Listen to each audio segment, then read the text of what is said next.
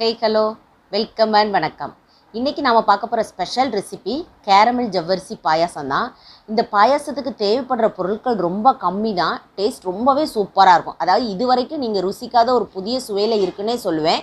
அதனால் கண்டிப்பாக உங்கள் வீட்டில் செஞ்சு பாருங்கள். இப்போ வாங்க அந்த கேரமல் ஜவ்வரிசி பாயாசம் எப்படி செய்யலாங்கிறத பார்த்துடலாம். ஃபஸ்ட்டு இந்த ரெசிபி பண்ணுறதுக்கு கேரமல் தயார் பண்ணி எடுத்துக்கிடலாம். அதுக்காக ஒரு அடிகனமான பாத்திரத்தில் 1/4 கப் அளவுக்கு சர்க்கரை சேர்த்து மீடியம் ஃப்ளேமில் வச்சு நல்லா இதை கலந்து விட்டுக்கிட்டே இருக்கலாம்.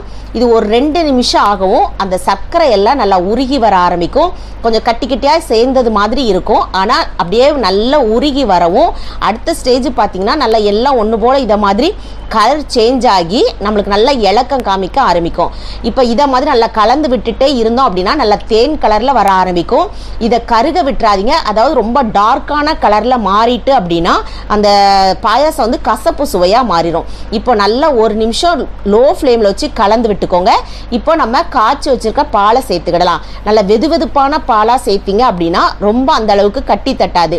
ஆறுன பால் சேர்த்தோம் அப்படின்னா இதை மாதிரி கட்டி தட்ட தான் செய்யும். ஆனால் அது ஒரு பிரச்சனையும் கிடையாது. அந்த கரண்டியை வச்சு நல்லா கலந்து விட்டீங்க அப்படின்னா திரும்பவும் அந்த பாலில் நல்லா உருகி இதை மாதிரி வரும். பாலை ஹை ஃப்ளேமில் வச்சு நல்லா ஒரு கொதி வர விட்டுருங்க.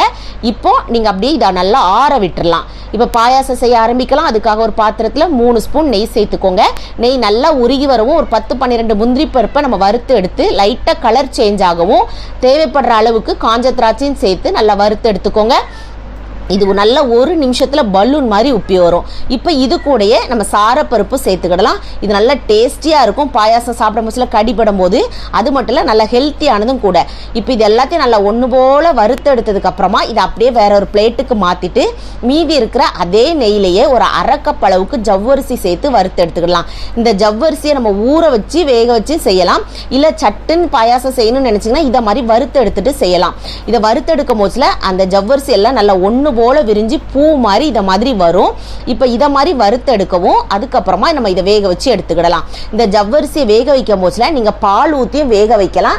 அதே சமயத்தில் தண்ணி ஊற்றியும் வேக வைக்கலாம். பால் ஊற்றி வேக வச்சோம் அப்படின்னா அதனுடைய கன்சிஸ்டன்சி ரொம்பவே திக்காக இருக்கும். நீங்கள் தண்ணியில் வேக வச்சிங்க அப்படின்னா நல்லா பெர்ஃபெக்டாக நம்மளுக்கு கிடைக்கும். அதனால் நீங்கள் தண்ணி ஊற்றியே வேக வைங்க. இதை நல்ல ஒரு 3-4 முறை கலந்து விட்டுக்கோங்க. அந்த ஜவ்வரிசி அந்த தண்ணி எல்லாம் உள்ளிழுத்து சீக்கிரமாகவே வெந்து வந்துடும். ஏற்கனவே நம்ம நல்லா நெய்யில் வறுத்து வச்சுருக்கோம் இல்லையா, அதனால இந்த அளவுக்கு நம்ம வேக வச்சதுக்கு அப்புறமா நம்ம கேரமல் பண்ணி வச்சிருக்கிற அந்த பாலை இது கூட சேர்த்துடலாம். சேர்த்துட்டு இதை நல்லா கலந்து விட்டுக்கோங்க.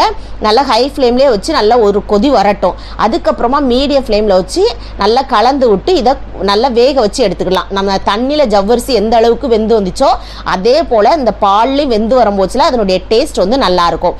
இப்போ அதனுடைய சுவையை பாருங்கள். உங்களுக்கு இனிப்பு கொஞ்சம் கம்மியாக இருந்துச்சுன்னா அதை பொறுத்து 2 ஸ்பூனோ 4 ஸ்பூனோ சர்க்கரையை நீங்கள் சேர்த்துக்கோங்க. சேர்த்துட்டு இன்னொரு 5 நிமிஷம் நல்லா இதை கொதிக்க விட்டு எடுத்துக்கிடலாம். அப்போ சர்க்கரை எல்லாம் நல்லா கரைஞ்சி நம்மளுக்கு பாயாசம் சூப்பராக ரெடி ஆயிரும். இப்போ பாருங்கள் ஒரு 5 நிமிஷம் ஆயிருக்கு. பாயாசம் நல்லா பெர்ஃபெக்டான கன்சிஸ்டன்சியில் நம்மளுக்கு வந்திருக்கு. இப்போ ஸ்டவ்வை ஆஃப் பண்ணுற சமயத்தில் நெய்யில் வறுத்து வச்சுருக்கிற அந்த காஞ்ச திராட்சை முந்திரி சாரப்பருப்பெல்லாம் நம்ம சேர்த்துக்கிடலாம். சேர்த்துட்டு நீங்கள் ஸ்டவ்வை ஆஃப் பண்ணிட வேண்டிதான். இதுதான் பெர்ஃபெக்டான கன்சிஸ்டன்சி.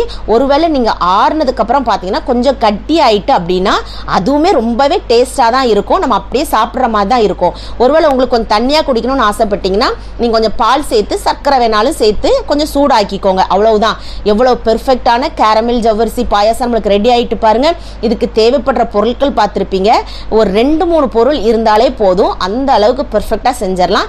இது வரைக்கும் நீங்கள் ருசிக்காத ஒரு புதிய சுவையில் இருக்குன்னே சொல்லுவேன். அதனால் கண்டிப்பாக செஞ்சு பாருங்கள்.